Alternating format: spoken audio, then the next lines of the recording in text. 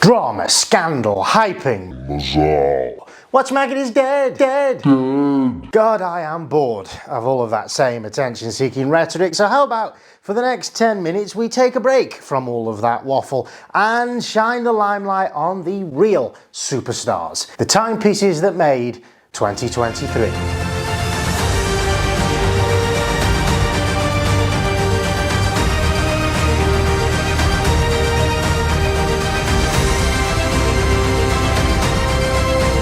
It's been a year in the luxury watch world shrouded with negativity, but removing that veil of typical media focus exposes a world of beauty. New watch releases that have broken the mould, new watches that have perfected the existing one, and brands taking luxury to whole new levels of innovation we've not seen before, others making it more accessible to the masses. But with the ying of beauty must come the yang of the ugly, and believe me, this year has seen some dogs. I'm Vinny and this is my winners and binners of 2023.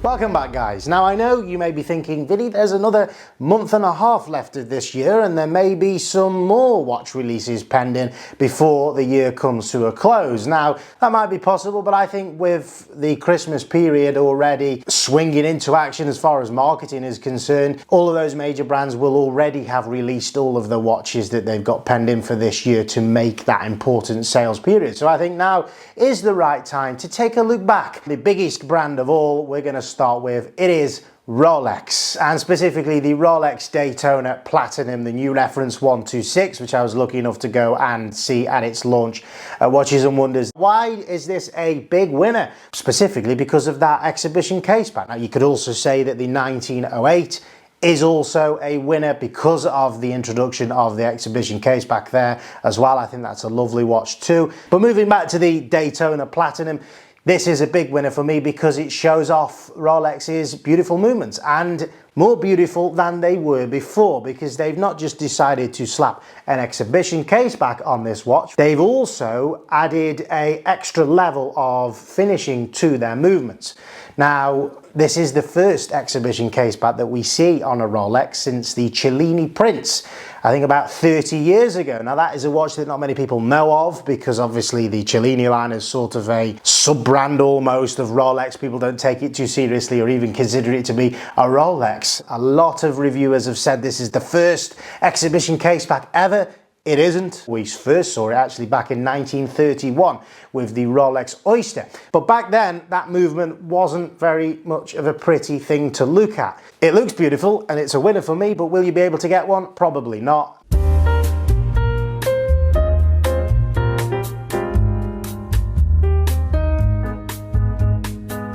The IWC Ingenieur, is this a winner or binner? For me, guys, you'll be surprised to know it is a binner for 2023 because fundamentally the overall design is just wrong and it is not true to its original Gerald Genta design. Now there was a lot of hype and build up to the re-release of this watch, which was penned in as a sort of reboot of the Ingenieur line. It came later than anybody else, any of the Gerald Genta designs, and watch collectors and enthusiasts alike were getting really excited for this. It was one of the headline acts, I suppose, of Watches and Wonders this year. It was almost the same, but different in the fundamental way that it featured crown guards.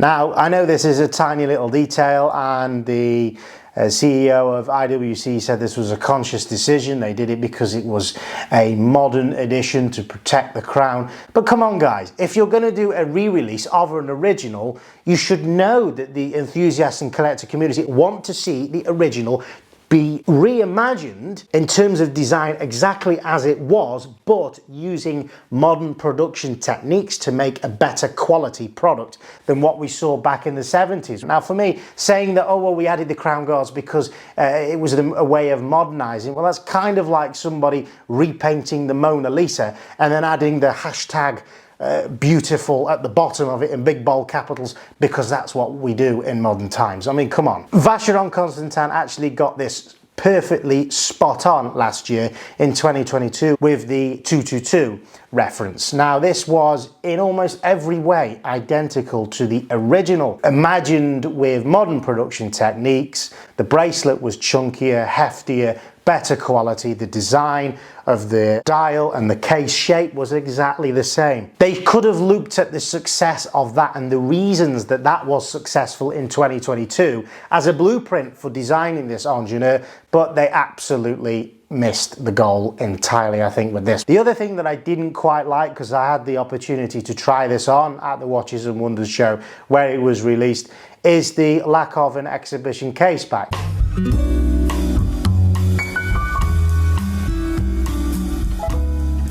The GLC Reverso chronograph, another watch which I was delighted to sample and try on the wrist at Watches and Wonders this year. My goodness, what a beautiful design this was, and specifically in the solid 18 karat gold case as well. I think the level of detail and intricacy that you get on the chronograph side of the movement, there is anglage, there's heat blued screws. It is an absolute masterpiece. They still remain one of my favorite brands. And this design, you know, every year they seem to knock it out the park with a new release. And I do think they are underrated.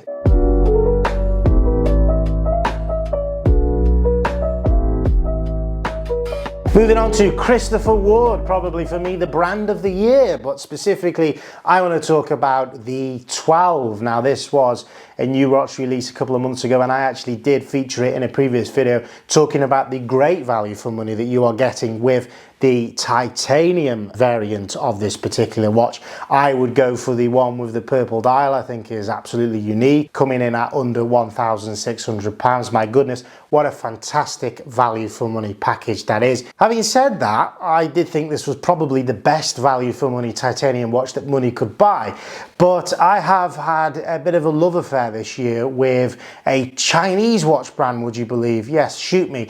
CIGA design from China have been, I think, absolutely killing it this year with specifically the new release of the Blue Planet in solid ceramic with a gold gilded dial. I was lucky enough to get my hands on one of these. It has become a frequent wearer of mine for special occasions because, you know, I have that itch I want to scratch of owning a Jacob & Co. Yeah, I can't afford that Jacob & Co. price point. Getting back to titanium, there is an older watch they've been producing for about 3 or 4 years now called the Series Z, which scratches another itch of mine, which is a Richard Mille. Now, I'm not a footballer, so I can't afford a Richard Mille, and would I buy one at £400,000? Probably not, because I think that's just too much for any watch, regardless of what it is. Tonneau case design, fully skeletonized dial.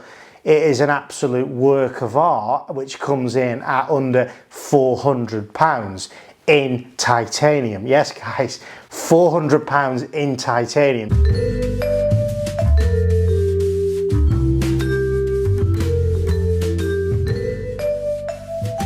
The Tissot PRX Digital, what can I say about this one other than giggle really? It's a £330 watch, which is digital. Many people have been calling this a glorified Casio. It absolutely is. It's a glorified Casio on a nicely finished bracelet, nicely finished case for £330. If you go for the PVD gold option, it's £415. But I think also it's a binner because it really runs the risk of Tissot. We've been praising them for a couple of years now for the PRX line. It runs the risk of damaging that whole PRX brand, because if they keep pumping out year on year a new iteration, a new dial color, a new functionality. We saw the chronograph last year as well. I just feel that the whole collection is being completely watered down, and we know what that does to enthusiasts and collectors. It really turns us off. And now that they've done this with the digital watch, it's kind of one of them, I think, it's a bit sickly, it's a bit ugly, and it's ridiculous that they're asking that kind of price. The Rolex Oyster Perpetual 41mm celebration dial. Is this a winner or a binner? It is an absolute binner by a country mile. For me, it looks like somebody's taken the Tiffany 41mm, removed the sapphire crystal, eaten a bit too much paella, and then threw up on it. We should rename this the paella vomit dial, because it is an absolute awful monstrosity as far as I'm concerned, and looks like it's been designed by a 7-year-old on Photoshop. Not really sure as well what it is supposed to be celebrating. in 41mm for a gentleman, it does not work because it is very feminine in its design. At 36mm, actually, it's a completely different design proposition. I don't think this is too bad on a female wrist. If you're a more extrovert lady, you know, and you don't mind that it clashes with absolutely everything that you're wearing and you can't get it right to match it with anything that you're wearing, then, you know, go for it.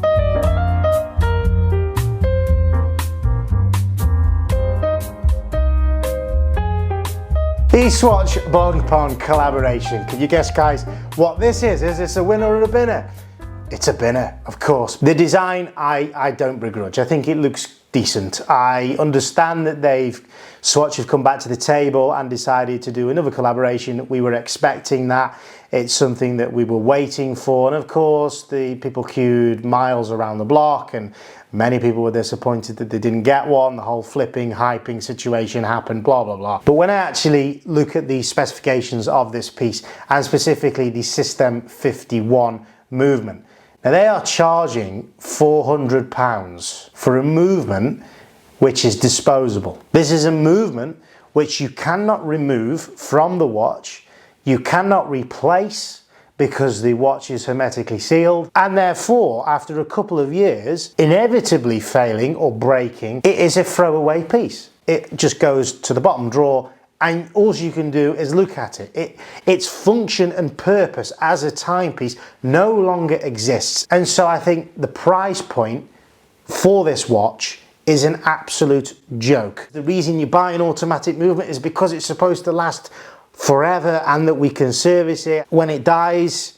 we can bring it back to life, but we can't with this one. The System 51 basically means it's comprised of only 51 parts, which is quite innovative, I'll give them that. You know, a typical movement is at least 120 parts, time only, on a normal watch that you can service, but this one is made of plastic. The Tudor Black Bay 41 Burgundy Metas. Is this a winner or a binner? For me, it is an absolute winner for Tudor because it is the ultimate Tudor. Finally, after many years of refining their product, of finding themselves, of discovering what they are about, they deliver to us a watch which is absolutely unique and original to who they are, and not a rip-off of a Rolex. The Black Bay 41, which is a Metas certified movement, which is a grade higher than COSC. For the price point of £3,500 for this, it absolutely knocks it out the park. But also when it comes to the design, I have one in my own collection. I didn't choose the Jubilee-esque style one because I thought that was still a rip-off of a Rolex. I chose the one with the riveted bracelet because I thought that is Tudor's own original design. It is completely Tudor. We've got refinements of the case, refinements of the lugs. It's much more slender, thinner case. There is refinement of the design of the crown as well. It's a much more detailed, sharper peaks on the crown, so the grip is much easier than that fatter coined crown that we saw before, which actually sat too far away from the case. This one sits much closer to the case. So all round, we're seeing a much more refined piece, and that's before I even talk about how amazing the T-fit clasp is on there, which is on the fly adjustment, probably quicker and easier and better than on a Rolex. Now, sadly, at the same time that watch was released, at Watches and Wonders, we also saw a release of the Tudor GMT with white dial. Is this a winner or a binner? Well, this is the complete opposite. It is a binner, because all they did with this was keep that horrendously chunky fat case that we're used to seeing on the GMT, change the dial out from I think it's a blue dial to a white dial. They kept the older clasp on there as well, which I don't understand why they did that. And so, you know, this seems a bit of a cop-out for me. The pricing isn't considerably cheaper than what the GMT was before. I think they're just using up old parts, to be honest with you, and trying to refashion it as a new launch. So that just about wraps up my winners and binners of 2023 in the watch industry. Are there any pieces there that you are considering buying? Are there any binners that I didn't mention that were just absolute monstrosities that you thought I was criminal to leave out of this video? Let me know down in the comments below, and of course subscribe if you haven't done as yet. I'll see you in the next one. Take care.